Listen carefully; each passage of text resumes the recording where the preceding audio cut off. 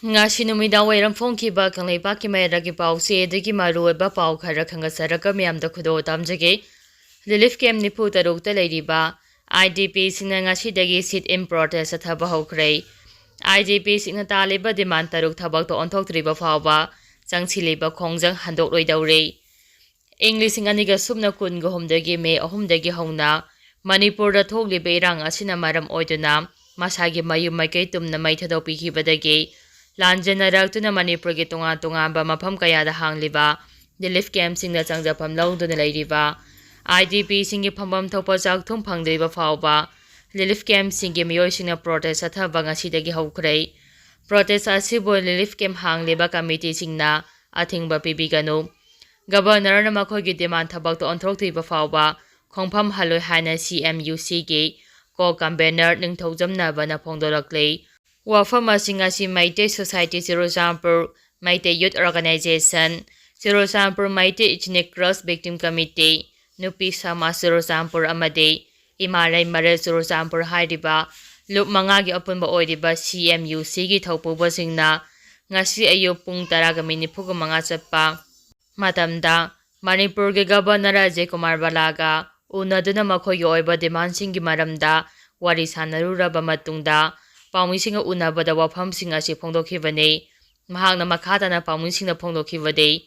matam kayagi mamangdagi relief camp singda changjapam lawduna leiriba IDP singi yaifanaba amade mahairoi singi khanduna tankhiba dimansing governor gi maikeidegi thabakta onthokani habegi thajaba hanjin pirakhrabasu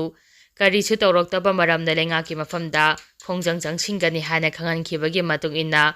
Ngasi ayuktagi hauna lamdama sige tampaki tunga ba mafamsingda hangliba relief camp nifu tarukta sit in protest athaba hokhrei ngasi governor ga unaba aduda CMUC gi demand taruki manungda ahum hana thabak to onthokhlagi hairakhrabasu order thoktriba fawa khongjang haloi karigamo order tholaktaba tarabadi makhadana democratic oiba maungda akamba khongjang changsingani hana phongdokhi mahakna makhatana hai IDP singna changchiliba khongjang asida relief camp khara da leiriba committee singna MS singna protest athaba yaroi haina athingba piriba ase IDP singi khanduna phampham topa demand adu tanbani hana khambiduna MS singna changchiliba khongjang asibo sagapiyo haina su mahangna phongdokhi makatarakpa paungda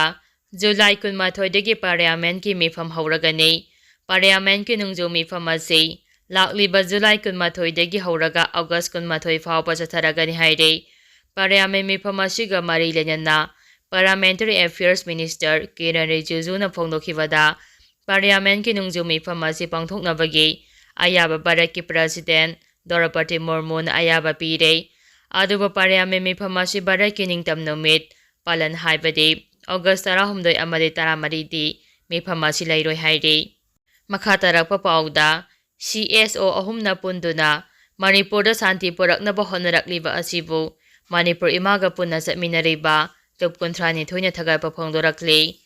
sangai parauda leiba Manipur imagi office Manipur imaga punna satminariba lup kuntrani thoina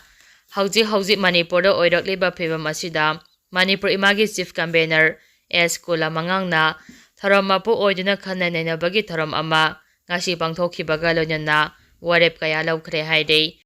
Manipur imagi cherol amana hairibadi lupki lusingba singna saruk yaduna pangthokhiba mifam aduna handak India government na kokomi amuko amajung folks da invite toroktuna santi gi wari sanana ba hairakpadigi lup ahumna puna Manipur gi watho ase santi paraknaba wari sanarubabu Manipur imana lup kontragani thogi mahut senduna thagapa phongdorakle Manipur gi integrity ka heloi amasung National Highway Free Movement yahangani amasung Lanjena duna relief camp da leiriba ITV singbo October thadagi mayum da hanjala halagani haiba ayaba pirakpa amasung makhoigi yum kai sabiragani haina lup ahumgi mafamda phongdorokhiba adu Manipur imana taramna OE amadi center government bo su thagalle doinana Manipur da athuba matamda NRC chana hannaba center da taksingkhiba adu achumba khongthangni haide kokomi amuko amadi folks lup ahumna Manipur miyamgi damakta Makhataba wari sanarakpada athubada center government na tungkoina Manipur gi integrity kaidana yelawmi singbo hanagum nungsi chanana leiminanaba warep lawbirakani haina jaba thamli loinuna loop ahum asina Manipur gi damakta punchili basi afaba khudamni amasung Manipur imane lising aniga sumna kungo humdoidegi Manipur gi CSO sing amadi miyam asibu amato oina punsi hana lawrakpani loop ahumna punchilakpa asi Manipur imana thagali haba wafam su phongdorakli makatarakpa pawda Sugunugi ayamba lawfamsing lawpanaba hawkharabasu Sugunu Napat ki lawpari chaniyang kairomde law uba sangba ngamdana leire Manipur da thokliba chahi ani helaklaba irang asina maram oiduna Manipur gi sing amasung tampaka tainaba mafamsingda leiriba maitegi lawfamsingda changduna law uba ngamdabagi awaba mayoknaduna layuraba matungda tunga lawfam kayade lawmisingna law ubagi thabak chathaba hawkhrei lawfam kayadasu security na ngaksenduna law sobagi thabak chathaba hawkhrei